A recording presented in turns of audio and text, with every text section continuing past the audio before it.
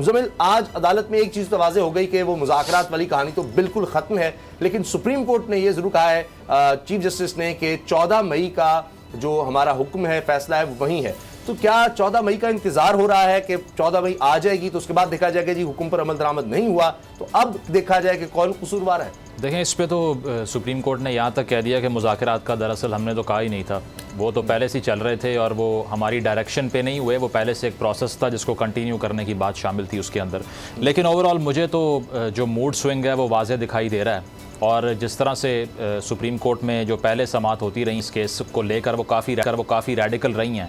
اس میں یہ بھی کہا گیا کہ فنڈ جاری کروائے جائیں گے، افسران کو طلب کیا گیا، سرزنش کی گئی، لیکن اب جو بڑی سافٹ ٹون دکھائی دیتی ہے اس سے لگتا یہی ہے کہ شاید کچھ جو ہے وہ موڈ میں تبدیلی آئی ہے۔ اور اس میں یہ ہے کہ اگر یہ کہنا ہے کورٹ کا کہ اصل میں یہ فیصلہ سیاسی قوتوں نے ہی کرنا ہے،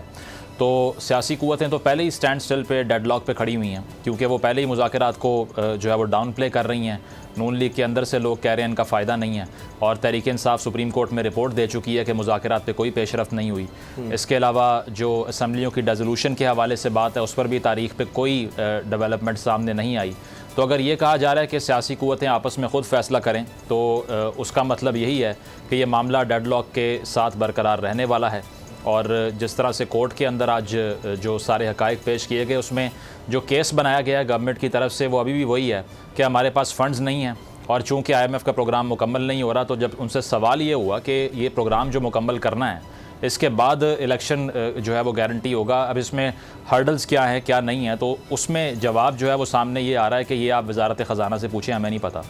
تو آبویسلی کوئی نہ کوئی جواز تو تلاش کرنا تھا، اور جواز اب بھی فنڈز والا ہی ہے۔ اصل معاملہ بجٹ کا ہی لگتا ہے، اور بجٹ کو لے کر بھی آج جو ہے وہ بحث ہوئی ہے کورٹ کے اندر کہ اس کو پہلے بھی پیش کیا جا سکتا ہے، کوئی قدغن تو نہیں ہے کہ اگر آپ تاریخ سے تھوڑا پیچھے آ جائیں۔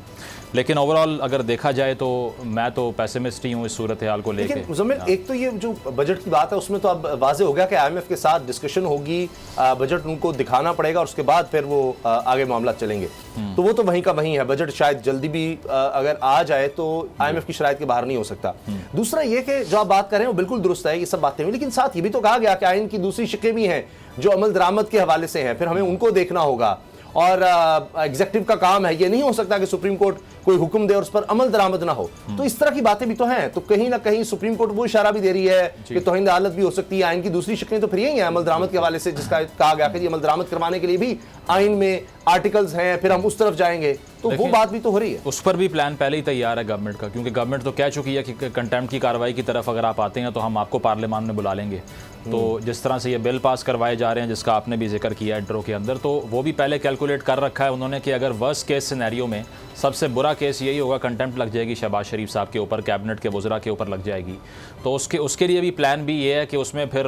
فل سکیل وار ہوگی، اور اس میں کہا جائے گا کہ یہ بینچ فارمیشن جو ہو رہی ہے اس سے ہمیں اختلاف تھا، اب یہ آ کر جواب دیں یہاں پہ۔ تو لگتا یہی ہے کہ یہ معاملہ جو ہے برف پگھلنے کی طرف تو نہیں جا رہا۔ ہوائے نفس کی ہے حکمرانی،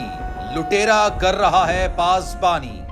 بول نیوز کے مارکیٹنگ ہیڈ آکاش رام تاحال لاپتہ، تفتیشی ادارے جواب دینے سے قاصر، اہل خانہ پریشان، بیٹے کی جدائی میں ماں غم سے نڈھال۔ جو بچو ہندو ہوا پر آئے تھے جو کو پاکستانی، مکھے مہربانی کرے پنجو آکاش واپس کयो۔ امریکی سینٹ میں کانگریس مین کی آکاش رام کے اغوا کے خلاف پرزور مذمت۔ And I, of course, have been concerned about some of the terrible disappearances, some of the abuses of human rights in Pakistan. United nation نے بھی آکاش رام کی بازیابی کے لیے مؤثر اقدامات اٹھانے کا عندیہ دے دیا۔ مشکل کی اس گھڑی میں عالمی میڈیا سمیت انڈین میڈیا بھی چیخ چیخ کر آکاش رام کی بازیابی کے لیے آواز اٹھا رہا ہے۔ عالمی صحافتی تنظیم اور انسانی حقوق کی عالمی تنظیموں کی بھی آکاش رام کے اغوا کی مذمت۔ اف کیا ظلم ہے، بول انصاف کا منتظر۔ سبسکرائب کریں اور بیل دبائیں تاکہ کوئی خبر رہ نہ جائے۔